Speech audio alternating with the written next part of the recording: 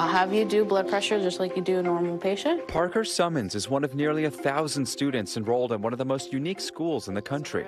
Which pulse do you want to do? We can do radial, brachial, carotid, and also... It's all part of a network of programs called Pima JTED in Tucson, Arizona, immersing high school students into the world of healthcare.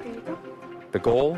To help solve the healthcare worker shortage, with some estimates predicting a deficit of 100,000 workers by 2028. I'm curious, why do you think we're seeing such a big shortage of healthcare workers? I hate to say this, but I think part of it is we're aging out. Beth Francis, a former nurse, helped bring it all to life. I have had the pleasure of working here at JTED for almost 16 years. I'll lift you up on the count of 3. 1, 2, 3. Here's how it works.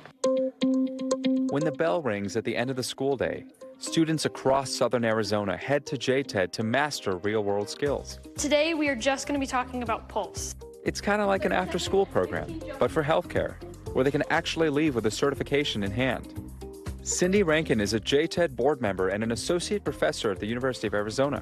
She says it's all about the exposure. Most kids know doctor, nurse, and pharmacist, and they don't know about the whole group that make up the team. In this building, students trade sticky notes for stethoscopes and learn about topics not usually taught in high school. What if you could not only learn how to do math, but learn what it's like to give medication to a patient, learn how to do a dosage or learn how to do a drip rate, and have some type of application for that student.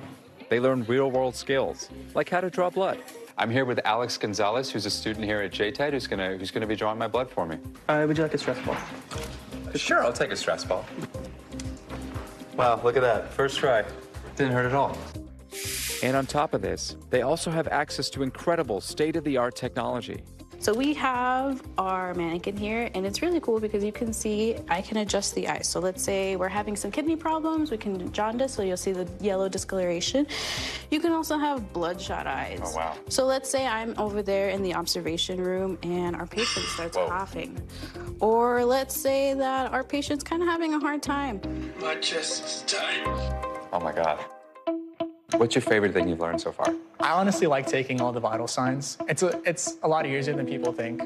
Parker's father, a travel nurse, tragically lost his life in a helicopter accident when Parker was just 3 years old.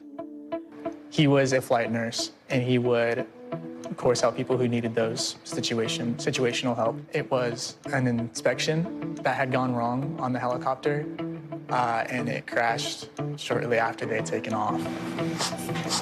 For him, getting certified in the medical field is not just a unique opportunity, it's a personal one.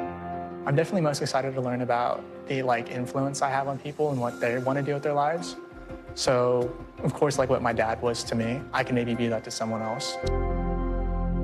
Wow, what a full circle moment, and what an incredible school. I love the part where he's like, you want a stress ball? And you're like, yes, I will take a stress ball as this high schooler draws blood, right? So I gotta ask, how long did it take for you, when you went through medical school, to start doing the things that these high schoolers are doing? Well, I certainly wasn't doing this in high school, and I think, you know, what Dr. Rankin had said in the piece there is just so important, where most people know about what a doctor is, what a nurse is, even what a pharmacist is, but there's such a big part of the healthcare team that people don't know about, myself included, really until you start getting into the hospital, until your latter half of medical school, which happens in your 20s for most people.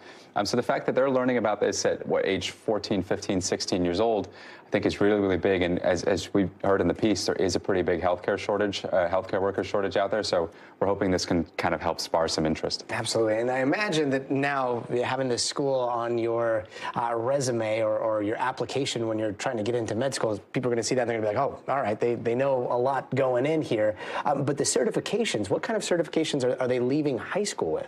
There's a whole host of them. So people who are doing these classes after school, after their normal high school, they head over to this program. It's things like social worker training. It's medical assistant training. There's a whole host of them on your screen. You can see there, emergency medical technician or EMT, healthcare foundations, which is just a basic sort of understanding of science, and pharmacy technicians, as we mentioned. So, you know, all of these things that you see here, I certainly didn't know existed when I, decided I wanted to become a doctor. And I think most people don't, because you don't really see those things in the TV shows. You don't really see them in this sort of popular media, but they're all working behind the scenes, and they're all just as important for the healthcare team. And I know you're an instructor of medicine over at UCLA. How did these kids compare with your first year, second year med students. Hey, like you said, he got it on the first try. It's better than most med students, so very impressive. Dr. Akshay Syal, thank you so much. Thanks for watching. Stay updated about breaking news and top stories on the NBC News app or follow us on social media.